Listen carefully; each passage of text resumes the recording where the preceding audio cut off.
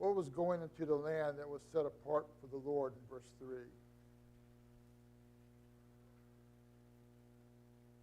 This is a land that was set apart for God.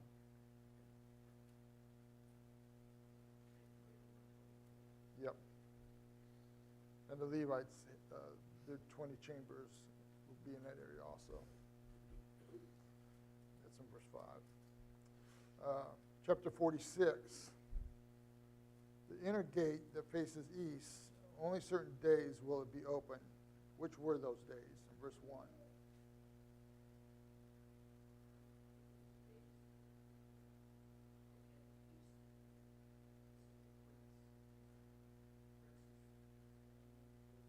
Right. And what day would that be? Okay. Or? The new moons. Yeah. Chapter 47. The water that flowed the right side of the temple, the first 1,000 cubic feet, how deep was the water in verse 3?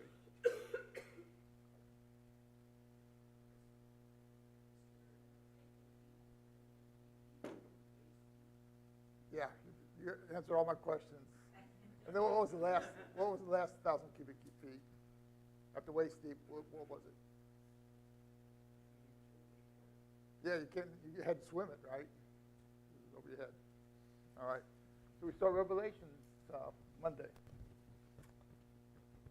Very good.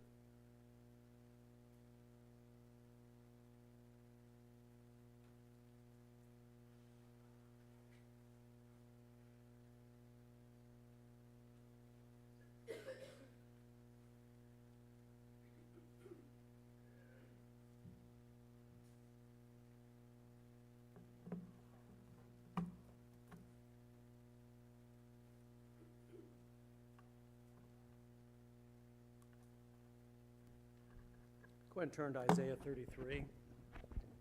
I was all excited about, Chris made me some digitized, Chris Benson, Chris B, and Chris E. Chris B made me some digitized. He took my map that we couldn't see and digitized it. I put it into my PowerPoint, and guess what? I left my PowerPoint at home. I was trying to get Jim to help me figure out how I do this. Okay, you're going to teach Isaiah, you know it. Okay, how do you get there without your PowerPoint, you know? Anyways, I didn't have that much on it anyway, so it's not that big of a deal. So let's talk about this a little bit. Kind of set the scene again. We have to do that every time because we have to kind of pull ourselves together and think about, put ourselves in their position. You know, in 701 BC, you know, Sennacherib's extremely powerful. He's taken over. He's decided to hit Palestine. And he's got his eye on Judah. And everybody has lots of anxiety about this. And we looked at the map, and we saw Israel, this little tiny block. I'm going to try to pretend this is the map. Israel's this big. And remember, Assyria stretched all the way around, you know, and they're a huge entity right now with an unstoppable army, and they're just running over everything. And they're in the process of taking cities in Judah. Remember, it says they took the fortified cities. I think it was 40 some, and they were in the process of sieging with a siege against Lachish.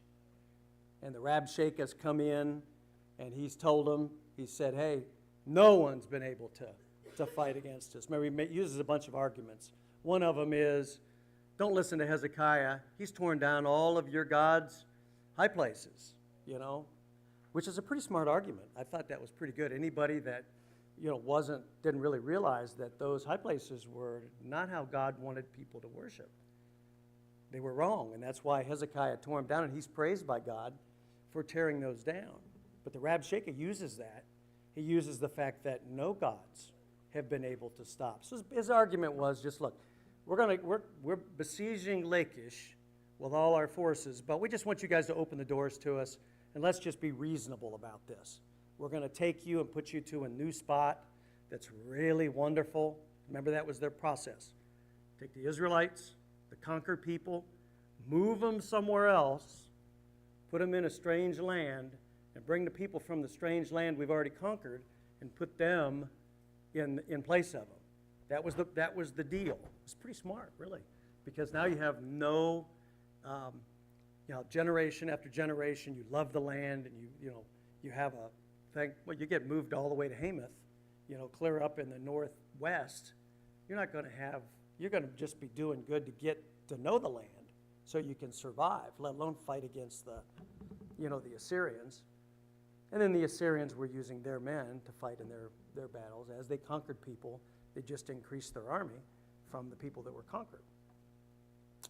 So that's something we need to think about when we're discussing this. So today we encountered the sixth woe. We talked about the woes pretty good on Wednesday night, trying to understand some of the what was being talked about. I did look a little bit. Chris, you said something about a progressive thing. That's pretty good. I looked at that. It does make some sense. As you take the first woe, if you remember, was leaders, bad leaders. What stems from bad leaders? Bad leaders pass laws. Once the government has approved something, it's like some Christians say, well, if the government approves it, then it must be good, right? Haven't you seen people do that? Your neighbors, well, it's just legal now. Government allows, men to marry men, and all of a sudden now everybody's like okay with it. So we have to be super careful. Number two, remember what number two was? Checkbox religion. It's a religion that outwardly, but you've got nothing in here for it. You come to church 3 times a week because your mommy and daddy did, or because your spouse wants you to come, but it's just a checkbox religion. It's not real. There's nothing there. The Lord says, I don't want to accept that. You might as well not come if that's all that you're doing it for.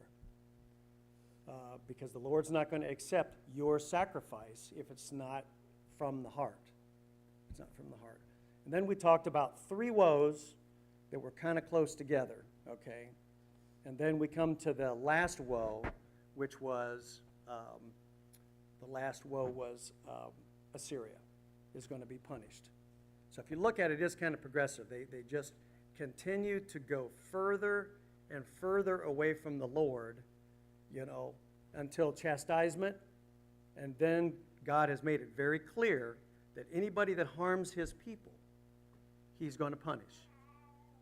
Fast forward to us today, that's a great thing that makes us feel really, takes anxiety away, because the Lord is going to put a hedge about us. He's going to take care of us.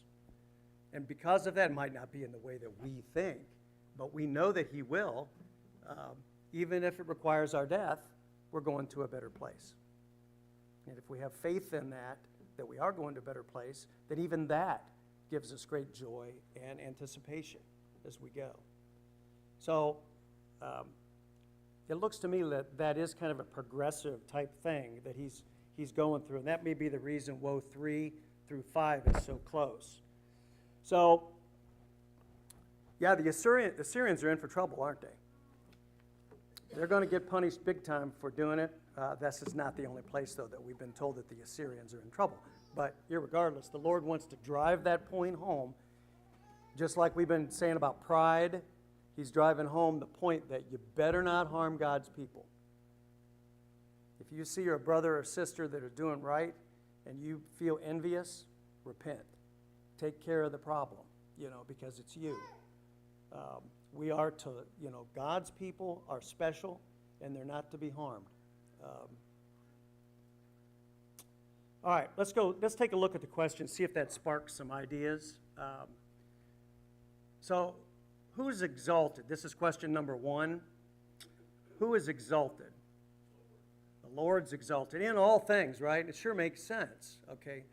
We always are to keep focused. The Lord is if we have something wonderful going on our life, we got to remember, whoa, it's not you. It's the Lord. The Lord has taken care of us, because we all have things that moments of brilliance, where we think we've done something great, and we have to be careful not to become haughty, like these Assyrian kings have been, because we know God doesn't like it. Where does he dwell? On high. He's over it all, okay? And he knows our hearts. He knows everything about us. With what has he filled Zion?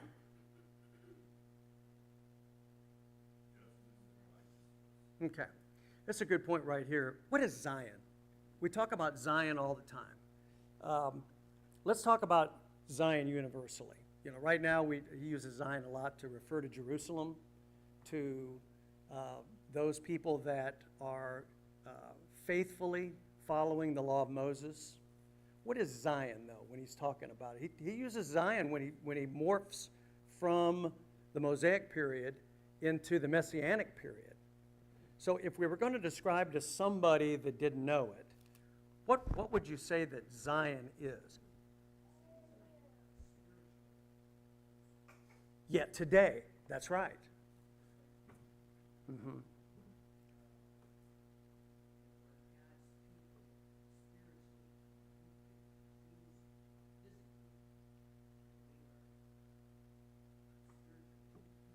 Yeah, just like when you were reading 35. Chapter 35, the last part was very messianic, if you remember. And it was really a joy to read. It was interesting. I actually marked it in my Bible to make sure I go over that, because honestly, I don't know that it was there. When I read Isaiah, I usually jump from around in chapters. It's only when you teach that you read it really close, in each area, but or at least me anyways. So that's Zion. Zion is that place on a hill, figuratively. That place on a hill where all of the faithful, that for all time have been to God. Because there's a sense that these people that have been faithful are Zion, right? There were faithful people at this time. Everybody hadn't gone off the rails, as we read. There were still people that were faithful, and God was looking after them, and he talks about them intermittently throughout destruction. Those people are going to be taken care of. All right. Any questions about that? Who did Isaiah answer? Who would dwell with who did Isaiah answer would dwell with the devouring fire? Yeah. Who was it now? Yeah, but that's correct. But there was a people there. I should have asked the question a little differently, because you're right, it's both. But when he says the ones that will dwell, let's go over to chapter 33:15, because that was super tricky. Go to Isaiah 33:15.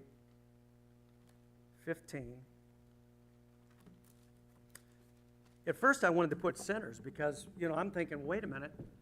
If they're going to dwell, who deserves to dwell with fire? Sinners. They're the one that brought it on, right? These guys are the ones that caused it to occur, all right? But if you read 33:15, this is one of those points I was saying where God is going to take care of his people, and he intermittently says that. Now, I'm anxious to see how some of your other Bibles read.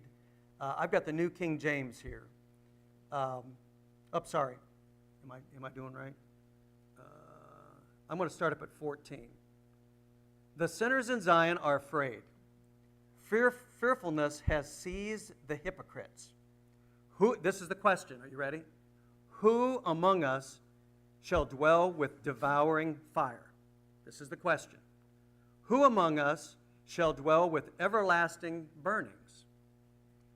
He who walks righteously and speaks uprightly. That's number one, right? I'm not saying Jim's wrong. I think he's right. But that wasn't the point I was wanting to drive. The point is that he who walks righteously and speaks uprightly, he who despises the gain of oppressions, who gestures with his hands refusing bribes. These are all good people, right? Who stops his ears from hearing of bloodshed and shuts his eyes from seeing evil. All right, I'm going out on a limb here. That sounds like righteous people that are having to deal with the punishment that God is bringing in. Remember we talked about, they say on the radio all the time, if you want to be patriotic, follow the Lord, okay? If you want to be patriotic to the United States, follow the Lord. Be those people that are doing exactly what the Lord would have you to do. Same was back here, okay? Would these things... Go ahead. Take off.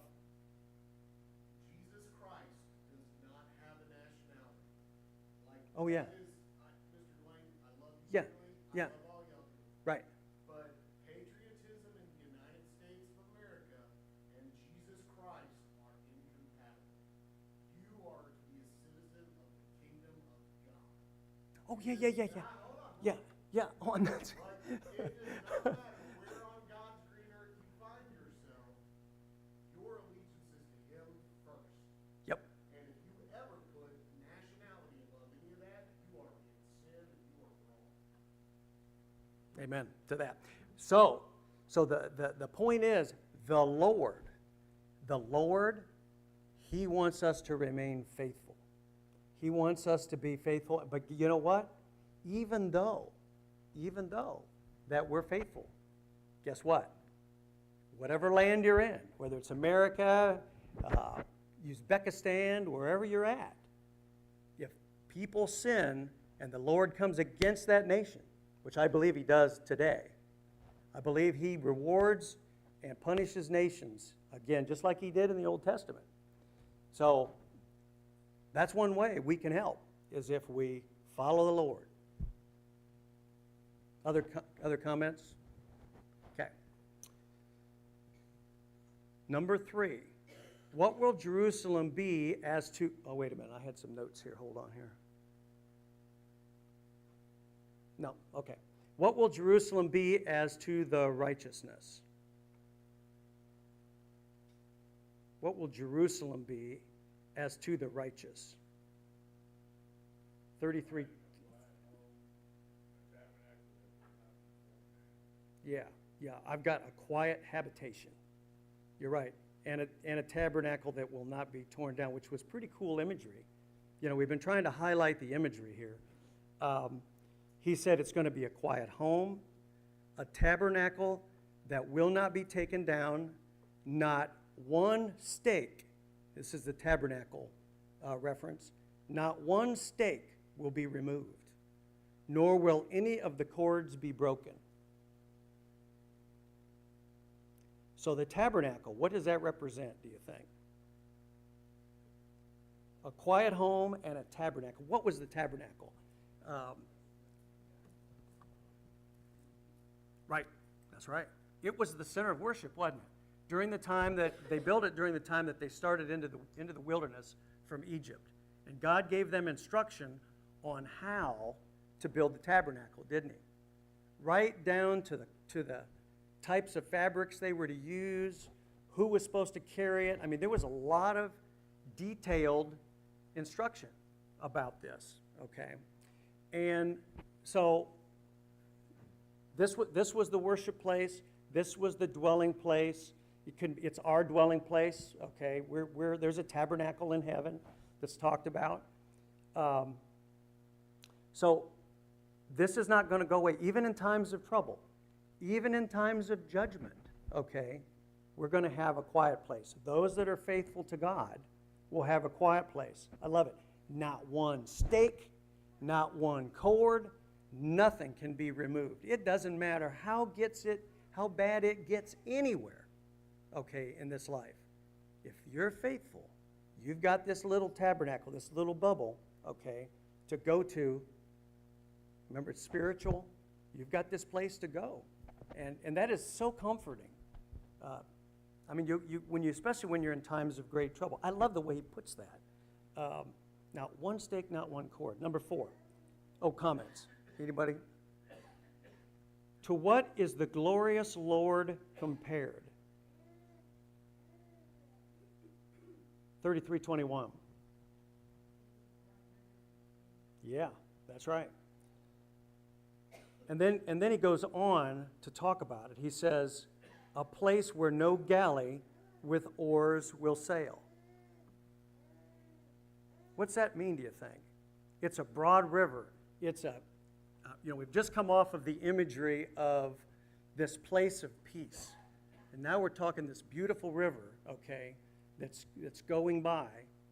It's a place where no galleys, this is King James's, no galleys shall go. Does anybody have warships listed instead of galleys with oars? Again, it's found in 33:21. Yeah. Some of the commentators I was reading on this said they really saw that as warships. It kind of fits good because you're talking about anxiety. You're talking about peace. You're talking about security. This place, none of that's going to happen. This place that God has set up for us is a place of peace. It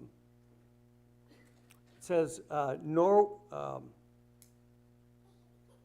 majestic ships shall pass by, a place where no galley with oars shall sail, and no majestic ships. So we have this broad river and streams. It's kind of a peaceful look. What three things is the Lord to those he saves? 33:22. Yeah, that's right. And he will save us. Right after he mentions those, he will save us.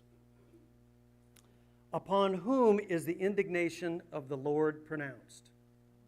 All nations, that's right.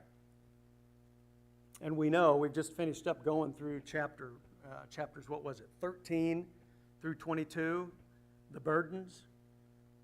God's going to punish all these folks. Most of that is out in the future.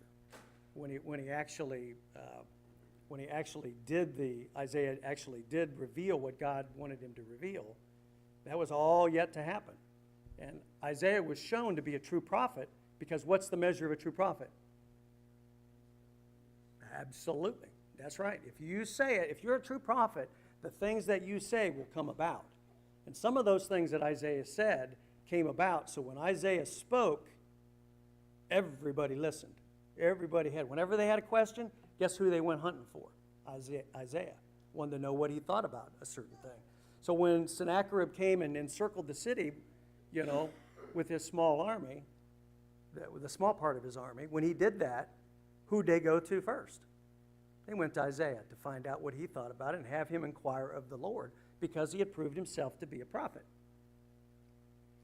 So all nation, the Lord is unhappy with all of them at this point because all have gone away from him. How can one be certain? This is number 7. How can one be certain that nothing will fail out of the book of the Lord?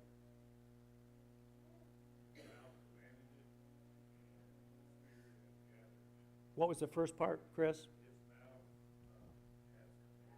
Mm-hmm. Yep. King James, I'm going to read to you 34:16. You ready? Search from the book of the Lord and read. Not one of these shall fail, not one shall lack her mate, for my mouth has commanded it, and his Holy Spirit has gathered it. So along with what Chris got, I put, seek out the book and read it. Okay, that was previous verses. Read it, and not one of these things shall fail. What he has said, not one will fail. Number 8, what should be said of the faithful heart?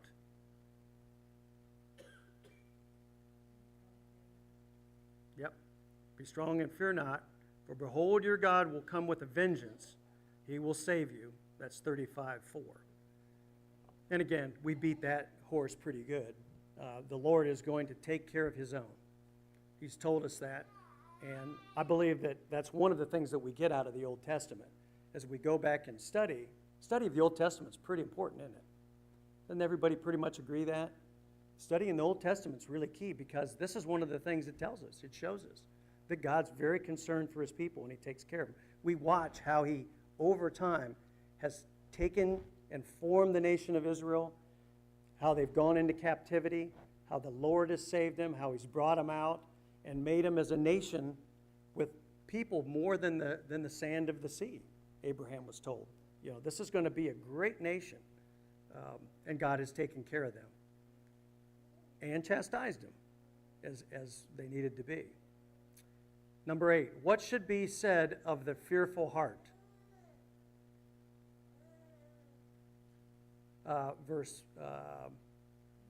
We did that one. 9. What 4 miracles are foretold? 35:4.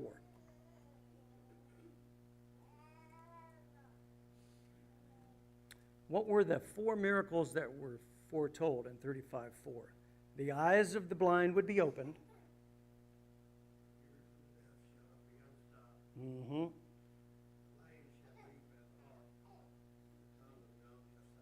Yeah, that reminded me of, what was it? It was early in Jesus' ministry. You remember that? Early in Jesus' ministry, there was disciples of John that came to see Jesus. I didn't check this out for sure, but I know some of it is true, what I'm getting ready to say.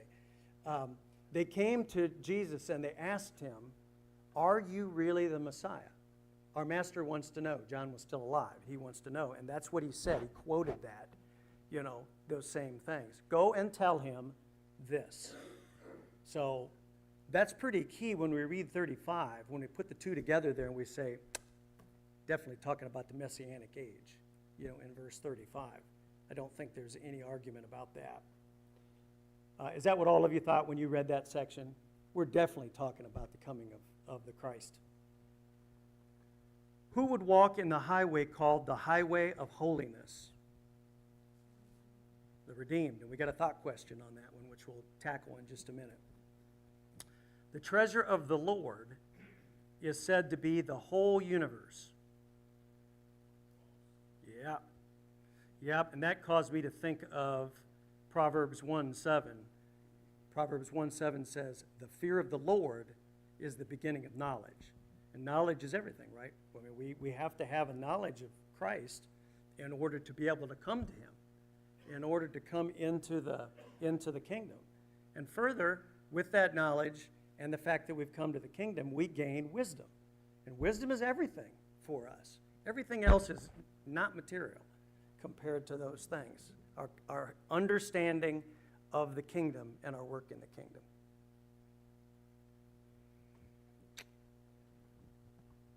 The righteous in Zion are afraid when the Lord comes. Ha ha ha ha ha. What did you put for that one? That's kind of a hard one to put. But go ahead. Go out on a limb. Is it true or false? I put true, but it's okay because I struggled with it, okay? The only reason I put true, I could not find a statement. I looked all over because I'm guilty of looking at, okay, the last one was verse 33:6. So I know the way this author works. The very next one's going to be about 20 verses away from it or so, And I read down through it. It's not there. So then I had a day where I had something going. I had to be there. I can't remember. I think it was Annabelle had something. I had to watch her. So I read all the verses looking for that statement. Did anybody find it? 33 point. Hold on. Let me see it. Okay. Oh, thank you. I don't know why. That is crazy. There it is. There it is. Yeah. So the answer is false. Okay, my thought process was from 33:6. Wisdom and knowledge shall be your stability of your times, and strength. The fear of the Lord is his treasure. So I went there, and from that, used Proverbs. Then I used Proverbs 1:7. There you go.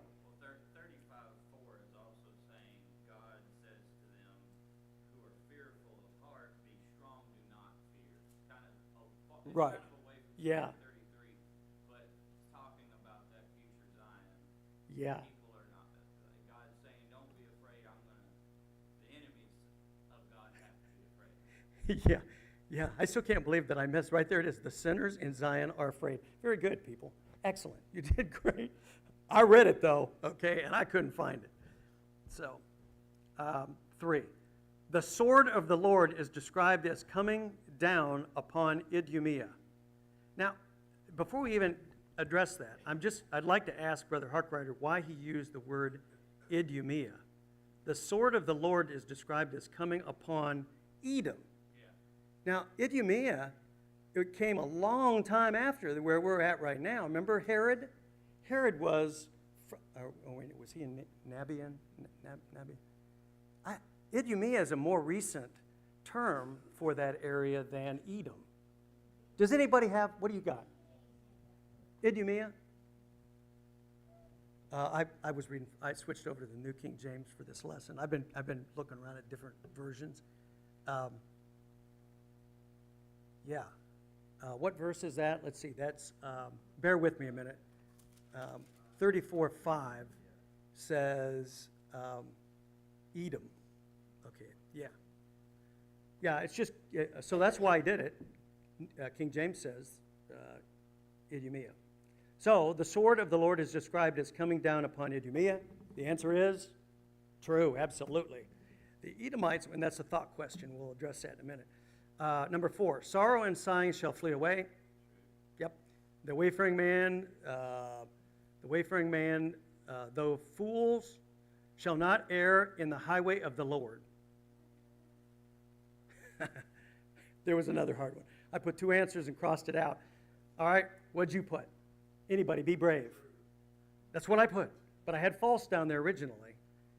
The highwaymen, though fools. I had trouble with the though fools, because in 35:8 we're talking about faithful people. 35:8 says, even though he's a fool. Yeah. Even though he's a fool, he won't go astray. Right.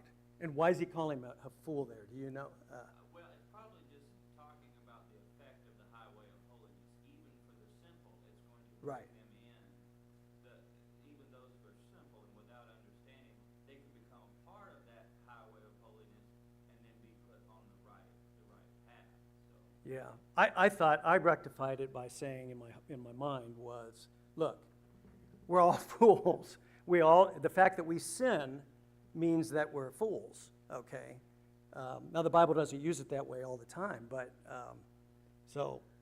because we are talking about people that have come to the highway and wanted to get on the highway. And that's another question in just a second. In fact, if you'll turn over now, we'll address that issue. Let's do that one first since we're talking about it. That's thought question number 4. It says, why do you think the highway is 35:8, and when is it prophesied to be fulfilled? Let's switch over to 35, and I'll read it to you.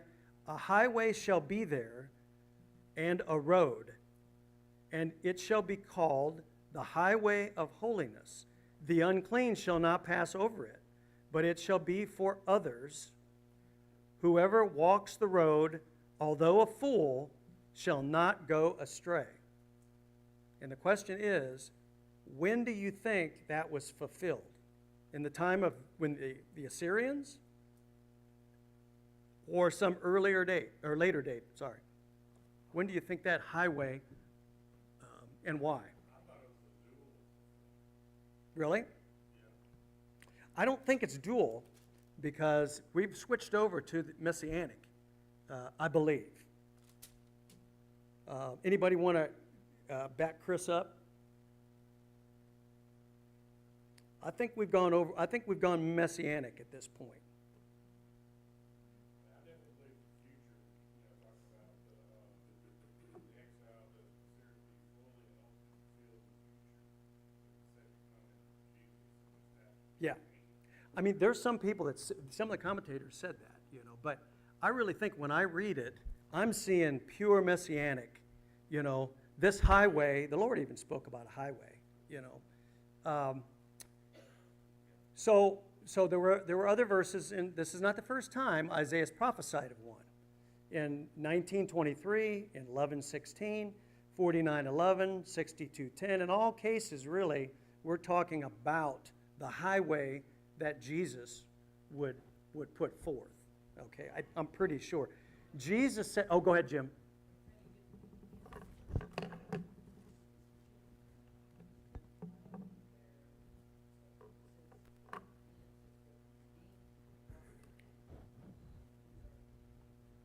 Yeah, something that drives me crazy is these dual prophecy. We've had guys down there at the mall, we've had folks come in and they try to make everything a dual prophecy because it fits their narrative of 1,000-year reign or something in the future. Some things, certainly there are. Certainly there are. In Isaiah 11, there's some dual prophecy. We just got to be real careful and read it close. But I think this particular verse is definitely because of 19:23, 11:16, 49:11, 62:10, and then Jesus says in John 14:6, Jesus says that he is the way, truth, and the life. I couldn't find that he actually used the word highway anywhere, but the way, yeah. To Chris's point, I mean, you could say there's a messianic implication within an eternal, like you could almost say that he says there'll be everlasting joy on their head, so that could stretch out. Well, no, but where's the dual part to that? That's what I'm saying. Where's the dual? The Christian age and then leading on into eternity. Oh, yeah. No, I'm not arguing that point. I'm arguing those that want to take it back to the law of Moses and say, oh, no, that's speaking about the Syrian period. Go ahead, Chris. Oh, okay. Yeah. Yeah.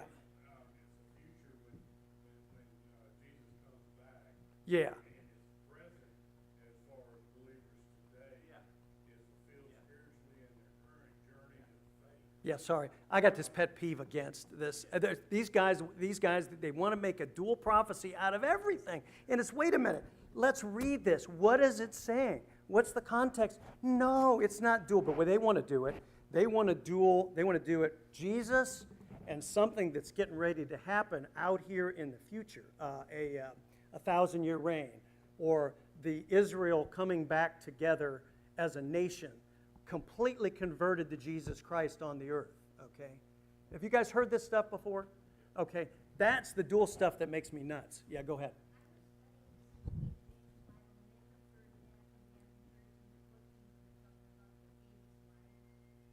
The what now? Yeah. 7, that's right. That's one of the other ones. 7, Matthew 7, 13 through 14. Jesus uses the metaphor of a narrow road. Yeah, so... And there's usually some ulterior reason why they want to take you out on that journey of a double thing. Now, there clearly are, okay? But they're not as many, they're few and far between. Most of the time, the Lord's pretty, if you read the whole segment, you'll get a hint. Like later on down here, we're clearly shown that this is messianic, Yeah, yes. Quickly, last one. Who was the father of the Edomites? Esau, right, okay, and find other passages which explain why the Lord's indignation is stirred against them. The Lord's really upset with Edom. You read that in the Bible. Why? Why is he so angry with the Edomites? Pride, that's for sure. And what did their pride drive them to do?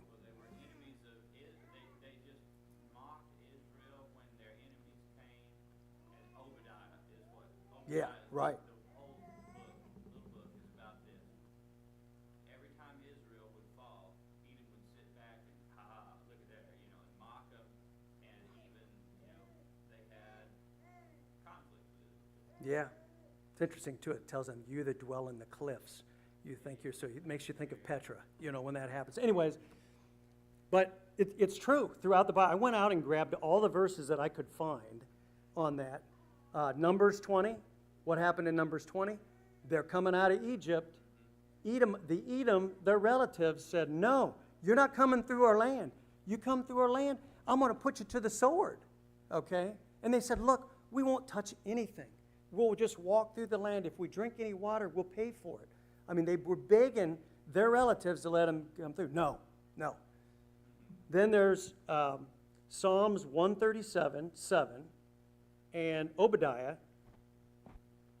At the two of those, I looked at those, and wow, talking about the time Jerusalem's carried away, and they're attacked.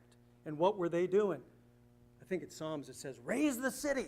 They're excited. They're going down to the rivers, catching the people that are fleeing from Jerusalem and turning them back over to the Babylonians. They're doing everything they can do to make sure these Israelites, Judah, are completely annihilated. So, of all the nations, it appears to me Edom is the one. What happened to Edom? Was Edom around during the time of Herod? Absolutely not. Where'd they say, who was Herod's? Herod was from that region. Do you remember who the Bible said he was from? It was either, I don't know, I can't remember. It's either the Nabateans or the Idumeans, one of the two. But Edom, no mention of them, okay? Because the Lord had completely annihilated them because of this indignation that he had. Then there's some other ones. It's in Joel.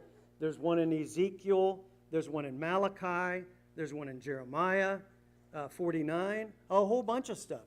Edom is, they're down for annihilation because of what they did. At least those two instances. Not letting them pass through the land and helping the Babylonians when they sacked Jerusalem in 586.